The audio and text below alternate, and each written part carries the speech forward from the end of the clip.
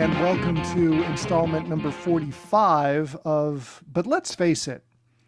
After 12 seasons, The Big Bang Theory is over. In May of 2019, the final episode will air.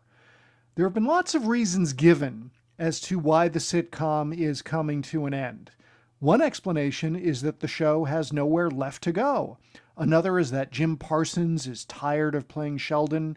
Yet another is that with everyone getting raises each year, the show is too expensive. And since there are enough episodes for syndication, there's no need for new episodes. The Big Bang Theory has been a huge success, giant. Many contend that The Big Bang Theory helped geeks go mainstream in a big way. But let's face it, The Big Bang Theory never showed geeks. The geeks in The Big Bang Theory are lovable, squishy, and have hearts of gold. The only flaw they display is that they fail to recognize and understand social cues and always respond awkwardly to them with some science or fandom word jumble. That is literally the one joke of the show, over and over. And isn't it just adorable? Why, geeks are just socially awkward teddy bears. The original pilot for The Big Bang Theory was reshot. The characters weren't likable enough, and it seemed like Katie was taking advantage of the geeks.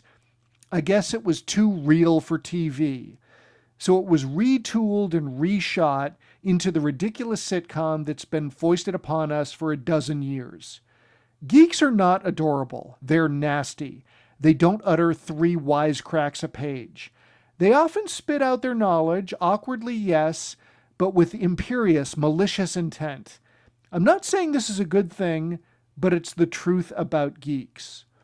Moreover, The Big Bang Theory equates being really far down the rabbit hole of fandom with being advanced academically. Yeah, there is some overlap in the Venn diagram of that, but The Big Bang Theory suggests there is causality, and there really isn't any. Plenty of guys who know the star date of every episode of the original series and The Next Generation got less than 1080 on their SATs.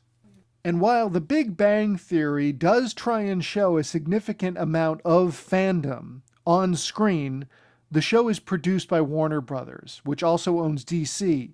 So whenever the characters go into a comic book store, there are literally no Marvel comics on the shelves. Even when Stan Lee made a guest appearance, Sheldon cracked a joke about getting him to sign a Batman comic.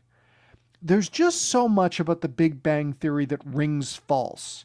Anytime the show presents these characters and calls them geeks, my inner Captain Pike just keeps beeping no.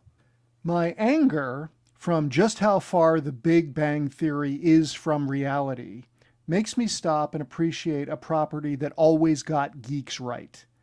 The Eltingville comic book, science fiction, horror, fantasy, and role-playing club by Evan Dorkin.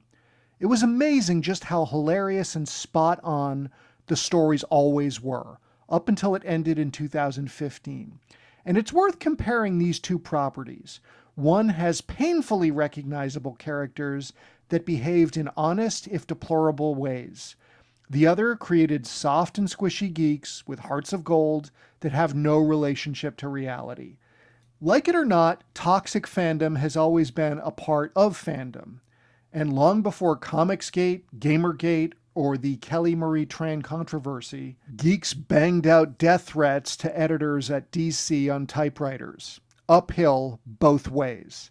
And Evan Dorkin was always willing to take the Eltingville Club to that place, until our sides burst from laughter. As horrible as Josh, William, Pete, and Jerry were, one couldn't deny how ubiquitous these types were in the world of geeks. Because let's face it, there are a lot of Josh Levies and William Dickeys out there, but Sheldon and Leonard are unicorns.